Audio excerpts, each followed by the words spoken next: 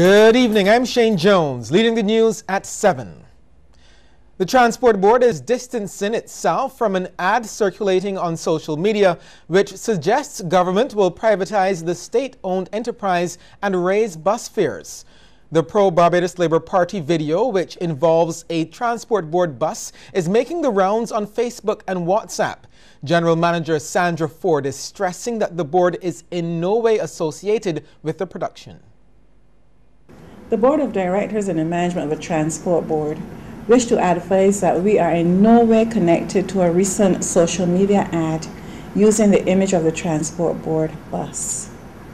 The sentiments expressed in that video do not reflect the thoughts or the position of the Transport Board, being mindful that the organization is an arm of government. The Board of Directors and the management take this opportunity to disassociate ourselves from their message carried. Meanwhile, in an effort to meet its commitment to provide reliable public transportation, the Transport Board has been doing its best to overcome the challenges arising from its aging fleet. General Manager Sandra Ford notes that staff has been going above and beyond the call of duty to ensure buses remain on the road. She singled out in this regard members of the Quality Assurance Department in particular.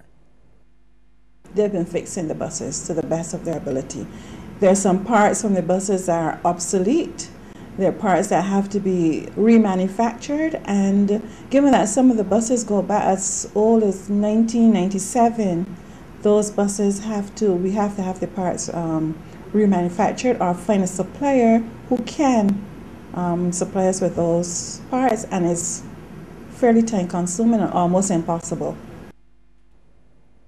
The Employment Rights Act of Barbados is being accused of creating a very unattractive environment for business on the island. Word of this from officials at the Barbados Employers Confederation. They say last year they submitted a 14-page document outlining a number of concerns they have regarding the Act. Executive Director of the Confederation, Tony Walcott, says the absence of regulations governing the Act is a major concern, and as a result, the door has been opened to the misinterpretation of a number of its sections. So we're finding several instances where an individual may be called up on a disciplinary matter, and we find ourselves almost in a courtroom environment trying to deal with simple operational issues in organizations. These are things we feel, if were properly addressed within the regulations to the Act, which governs and sets out how the parties behave and get into the function of the Act, it would certainly make life a lot easier. Mr. Walcott says small businesses in particular are being affected by these controversial sections in the Act. He's particularly concerned about the section which makes people employed under fixed contracts longer than 2 years liable to severance payments if the contract isn't renewed under the same conditions as before. It was intended to secure the rights of the employee in the workplace. Sometimes too far left takes you right. I think there needs to be an adjustment in the swing of the pendulum. And that's why we've asked for balance. We need to get some balance into the process. Meanwhile, President of the Barbados Employers Federation, Marguerite Estwick, wants less talk and more action from the country's social partnership. She made the call during a press conference to launch the Confederation's 60th anniversary celebrations. Representatives of the island's social partnership came together recently to form a number of working groups to make recommendations to improve the country's economic situation. Ms. Estwick says greater steps are needed to improve the efficiency of the partnership's agendas. They are cordial discussions. The action coming out of these discussions cause us some concern, and we need to see some improved efficiency in terms of how issues raised at the social partnership, the timeliness with which they are addressed, so that we do not spend as much time talking around issues and having these issues come up and we reiterate the matters arising from minutes with very little action coming out of them. A 30-year-old Christchurch man is the latest person to die from a gunshot wound. Sherwin Success of Kingsland succumbed to his injuries last night at the Queen Elizabeth Hospital. He was shot multiple times in his upper body on Saturday evening around 5:45 near the Watton playing field. Police are asking anyone who may have information about this incident to contact the nearest police station. Police are investigating another shooting incident which occurred around 10:15 last night at Bailey's Road, the Women St. Peter. That incident left 40-year-old Kirk Diana Springer of the same address nursing a gunshot injury to his hand. According to reports, Springer was liming in the area with another man when they were approached by two men demanding money. During this process, Springer received the gunshot injury to his left forehand. He was transported to the QEH by ambulance where he was treated and discharged.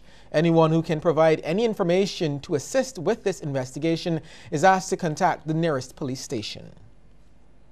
A cyclist has been seriously injured in an accident on Bank Hall Road, St. Michael, and police are asking for the public's assistance in identifying him. The man was taken to the Queen Elizabeth Hospital after the accident, which involved a truck driven by 58-year-old Winston Maskell of the farmhousing area Deacon St. Michael. The accident occurred around 8 o'clock. Passengers arriving for Cropover and other busy periods may soon find shorter lines at Customs and Immigration.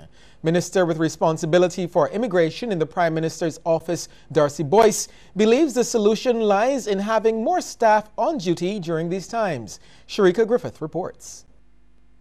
Long lines such as these could soon be a thing of the past. Speaking at the opening ceremony of a border security workshop for customs and immigration officers, Senator Darcy Boyce announced the possibility of more staffing during high arrival times. I have asked that discussions be held with the Ministry of Civil Service and the unions on redesigning the shift systems in order to ensure that times of peak arrivals find immigration and customs always fully staffed to facilitate quick, though secure passage through border control.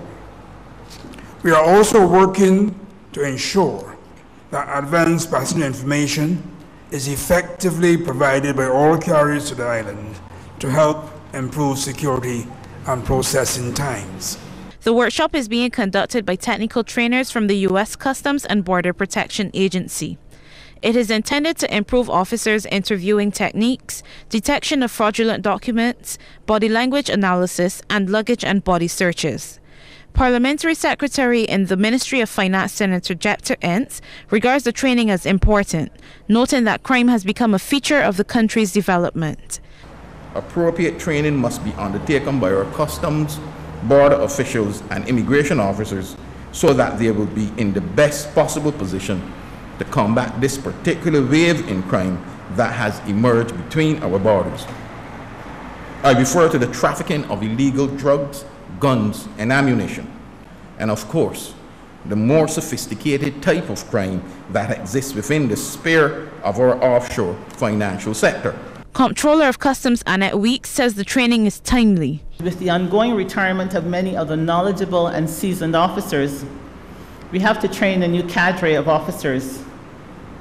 A course such as this, therefore, adds tremendously to the knowledge and future operability of the customs officers. Head of the training exercise, Kate Wagger, promises the participants will be challenged and tested in the coming days. Sharika Griffith, Cbc News. MCTV had something special in store for some of its loyal customers yesterday. They were rewarded with a movie night at the Olympus Theaters. And as we hear in this report from Lisa Lord, if you missed it, you missed a fun time. Over the last 2 weeks, MCTV subscribers were invited to participate in a family promotion. The prize, free passes to the Olympus Theatre. And all subscribers had to do to get them was to collect them from the CBC in the Pine. Many people participated and turned up for the screening of the Angry Birds movie. With popcorn and drinks in hand, all that was left was for them to be seated and for an evening of fun. Chief MCTV Officer Andrew Green was very pleased with the response. He says over the years, the cable provider has continuously looked for new ways to connect with its customers, and the event, in collaboration with HBO, allowed MCTV to reach their children as well.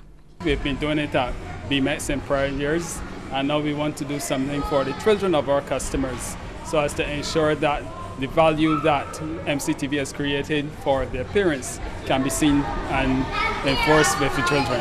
Marketing specialist at CBC, Shane Edwards, says customers can look forward to a lot more from MCTV. MCTV just bringing everyone together and at no charge to the subscribers of MCTV, of course, and it's something to look forward to now. MCTV is going to be doing a lot more for their clients, so just stay subscribed to MCTV and you'll be in for a lot of treats for the rest of the year and beyond.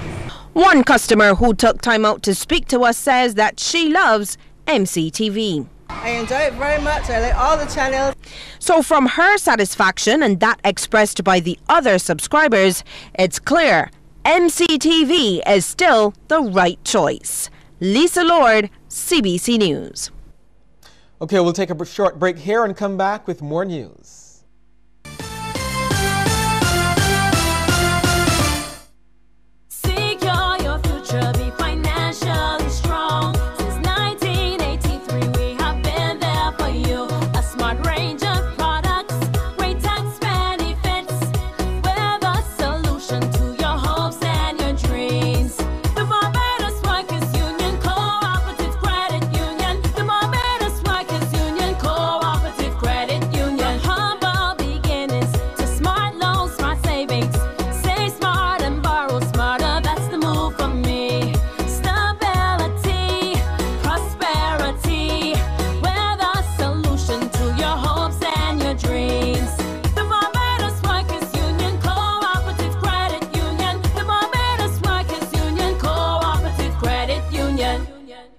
The fun continues with Liab, the Caribbean Airlines peak into summer, because now you have more time to book. Book any flight from now until May 14th for 25% off all Liab fares for travel from now until November 15th. That's 7 more days, so make sure to book on or before May 14th. Use promo code PEEK for this sweet summer deal of 25% off. Call our reservations department, your local travel agent, or visit liab.com to book. Don't delay. Book today. Hello friends, this is Jeff Shepard inviting you to join us every Thursday from 6 to 7 on QFM for Nichols Bacon Inc. Manor. Always fresh.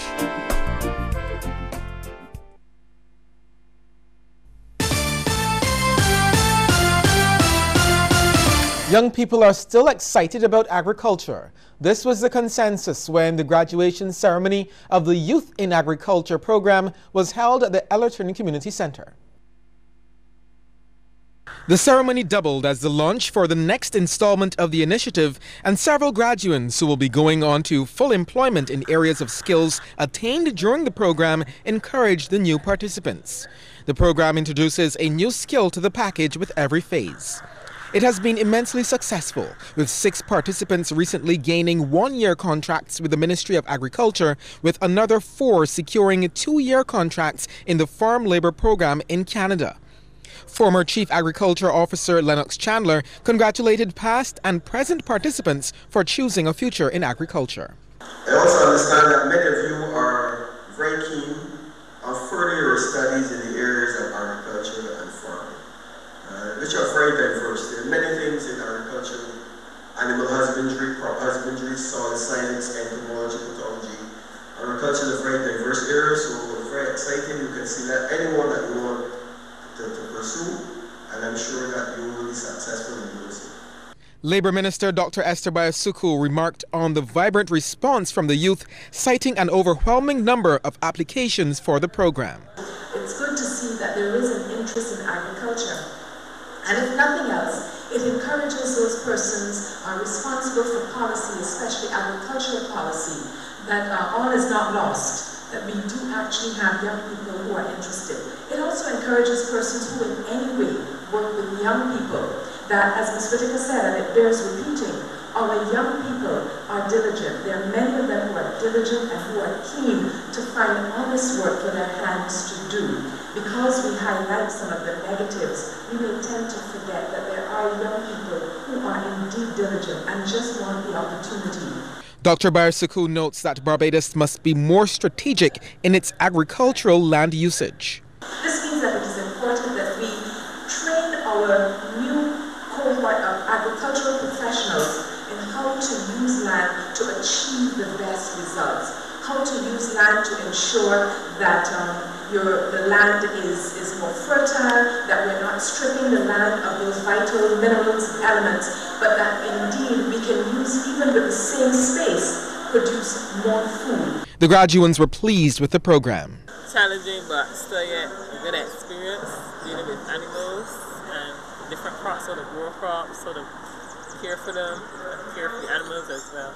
And I learned a lot the past 4 years, and I have received a certificate. It was very interesting. Looking at it from the outside, I was looking at it telling myself that it would be hard work, but it's saying that you need to do in life, and it will help a lot of people knowing that we could grow majority of the food that we eat, which we order from overseas, which will save the country a lot more money.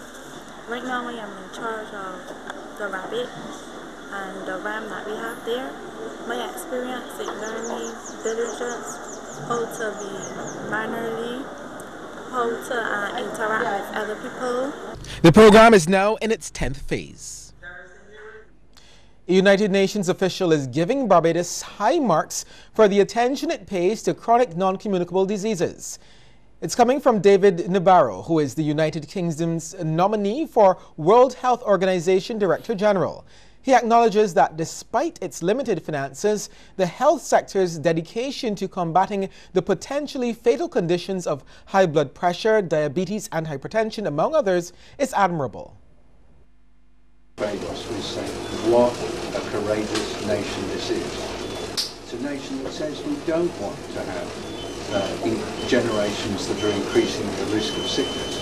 We want to be able to get on top of this. So I think the world sees Barbados as a real go-ahead country when it comes to non-communicable diseases. 270,000 population, not very big, but goodness me, in terms of courage and... Mr. Nabarro was speaking to CBC News as the Heart and Stroke Foundation launched Measurement Month 2017. He, along with Janet Douglas and others from the British High Commission in Barbados, toured the facility to see its operations. If the prospective WHO Director General has his way, Barbados could bolster its efforts at fighting NDCs by rewarding people for healthy living. The Sons of God Apostolic Spiritual Baptist Church is now under new leadership. This with the ordination of Bishop-elect Malcolm Babb to Archbishop in a special ceremony at the Cathedral of Jerusalem in Elan Grove Christ Church. Archbishop Malcolm Babb is the first to be ordained in the position following the death of the founder and late leader of the church, Dr. Granville Williams, in 2014. The new Archbishop wished for God's blessings on the church. I thank you for coming. I thank you that you have come to sup with us and to worship with us, because we know that divided we will fall, but united we will stand. And stand predominantly as a spiritual Baptist. We will stand predominantly because God in his infinite wisdom has shown us the way. Go labor on. There's potential for business opportunities in housing communities across the island. This is the belief of Member of Parliament for St. Michael's South Central and Tourism Minister Richard Seeley. Mr. Seeley was speaking during the launch of the Valerie Neighborhood Watch Association last evening. He says the ideas for businesses just need to be properly developed within the various high-rise housing developments. There is the potential, and I am almost positive the town planner would not object, because we had discussed it for business places and so on, whether at the level of kiosks or full structures. I see opportunities for some self-employed persons, a mini-mart type scenario, the providers of the different things that the young ladies like doing, nails and hair and so on. General Manager at the National Housing Corporation, Lynette Napoleon Young, says they are working to rectify any challenges which tenants in NHC units might have. She also apologized for the delay in getting those issues addressed. From time to time, I guess things may happen not in the way you would want, but rest assured that every effort is being made to rectify all those things which you would have found challenging before, which are within our power. So therefore, rest assured, I will work very hard and continue to work very hard on your behalf and across all of our neighborhoods which we manage. Because these are trying economic times, as everybody knows, and you know the first thing I always say, the corporation ain't got no money. You know, but at the same time, it does not ask on you from the responsibility. Barbadians need to be more open-minded if the creative industries are to flourish. This is according to one artist best known for his photography, Jared Niles Morris. The award-winning photographer says the island remains a restrictive place for expressing creativity, which is also seen in a lack of funding and other opportunities for those in artistic fields. Although Mr. Niles Morris applauds government's effort in implementing the Creative Industries Development Act back in 2015, he says it should be easier for artists to access. The Development Act is a good thing. A lot of people will never benefit because they're not academically minded. So when you got to fill out the forms and have all this red tape, with somebody who I guess accustomed to, I don't know, like the banking system where everything is like a form and they can make, oh my God, it's great. But somebody who just literally wants to wake up in the morning and create beautiful work, and that is it, like, you know, their minds do not work in that way. And that's not saying they're stupid, because they're different types of intelligences, but I find that here we really hone in on like one or two types. Mr. Niles Morris says it will take a cultural shift for art to be taken seriously, adding that children are still discouraged from pursuing it as a career. He is also encouraging Barbadians to embrace modern visual art instead of only supporting what he calls tourist-driven art. He believes step one would be incorporating art into public life, introducing more murals and making exhibitions more inclusive. He hopes his upcoming project, yet to be revealed, will get Barbadians more interested in new generation art. Barbados is the king of the old. And whenever something is the status quo, for some reason, we never seek to change it. And when people want to change it, everybody's get frightened. Even though the status quo may be inefficient, archaic, just inconvenient, or just small-minded, but for some reason, because this is what we've done for the last 10 years, you cannot, you know. So I kind of want to do something to try to break that mold. And so you can. Yes, we can. After the break, we'll take a look at stories making headlines across our region.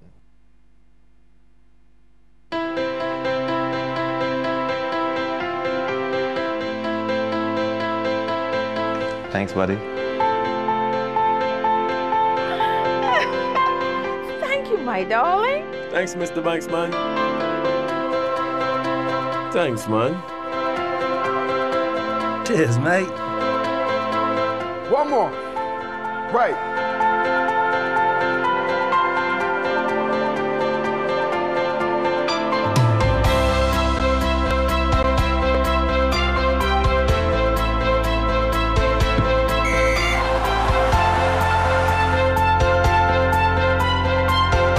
Thanks, man.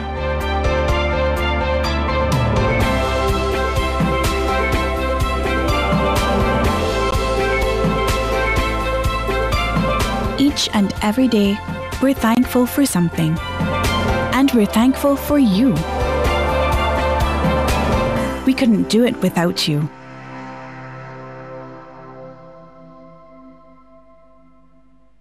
The fun continues with Liab, the Caribbean Airlines peak into summer, because now you have more time to book.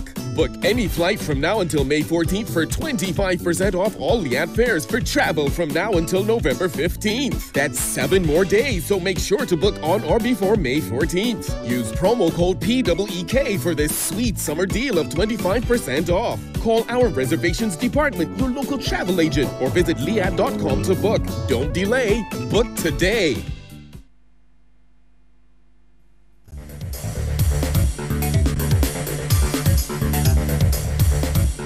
Jamaica's Prime Minister Andrew Holness is promising to make home ownership so easy and affordable that there will be no more squatting in the country.